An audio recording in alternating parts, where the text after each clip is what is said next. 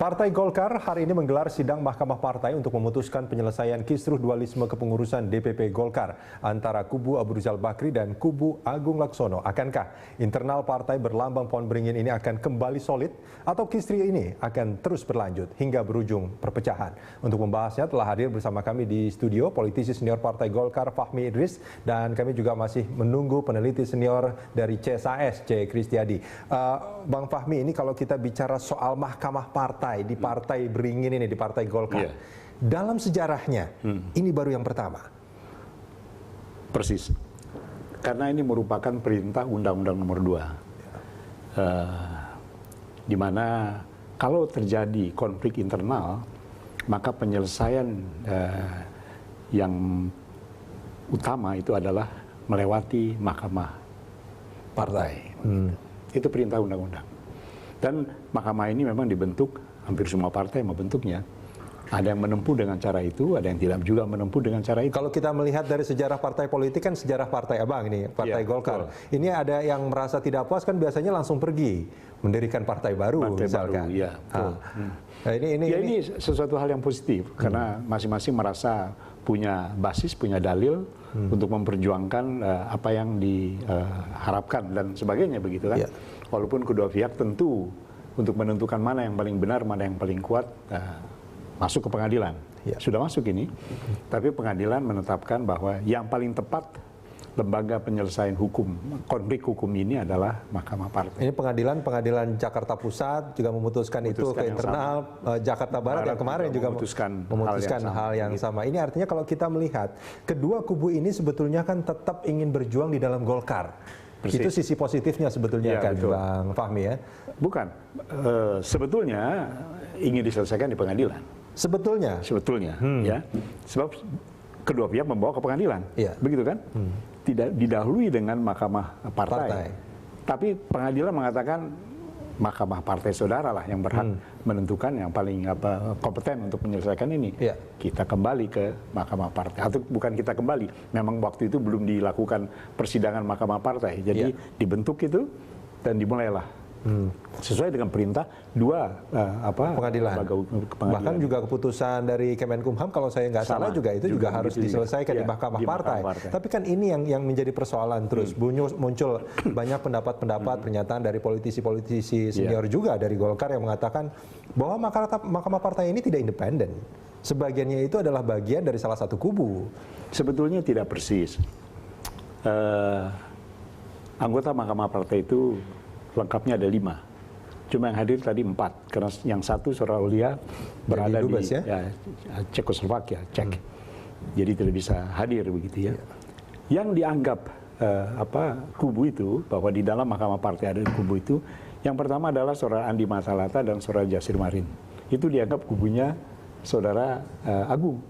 Tapi yang 2 lainnya, Muladi dan Aulia Rahman, itu dari kubunya Saudara Ical. Aulia Rahman kan di Ceko. Bukan, sebelumnya. Sebelumnya. Ini kan keanggotaan ini sudah ada lama, gitu kan.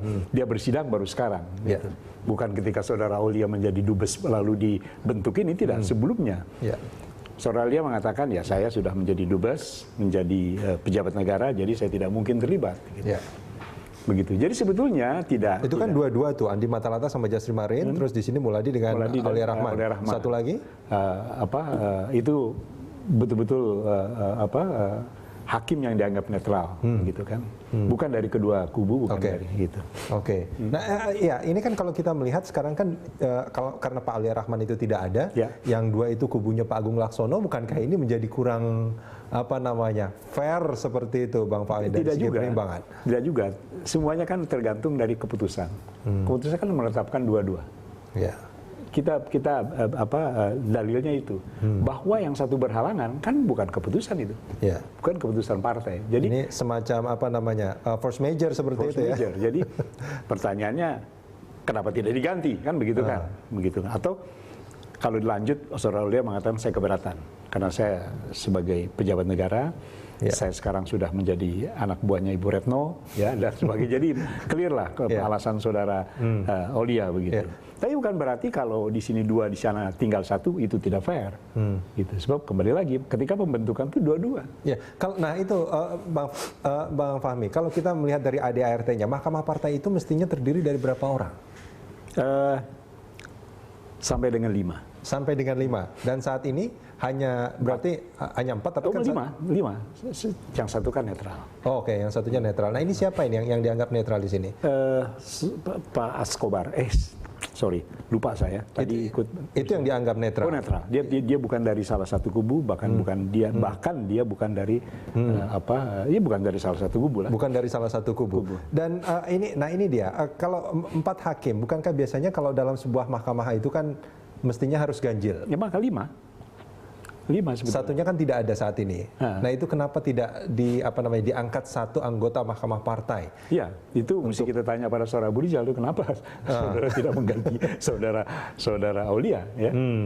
Itu adalah merupakan hak dari Pak Abu Rizal atau sebetulnya dari Pak Agung Laksono? Pak Abu Rizal tidak. Pak Agung telah memilih 2 orang. Telah memilih 2 orang. Jasir Marin sama Andi Mantalata. Apa yang Anda baca ketika Pak Aulia Rahman tidak digantikan?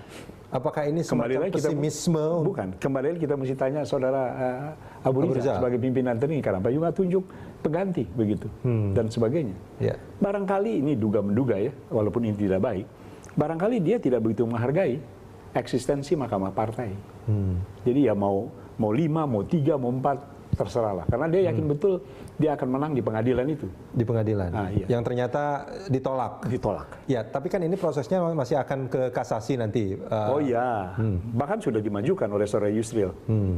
Sudah diajukan. Diajukan ke Mahkamah Agung begitu ya. Iya. Kalau dari pihak kubu Laksono sendiri tidak mencoba untuk mengajukan kasasi dari putusan PN Jakpus waktu itu ya? Oh tidak. Kita yakin pada Mahkamah Partai. Dan itu dianggap sebagai penyelesaian terakhir dari kisruh yang terjadi. Ya, penyelesaian yang paling katakanlah adil bagi satu konflik internal diselesaikan oleh internal. Gitu. Baik, Bang Fahmi, kita akan lanjutkan ini di segmen berikut.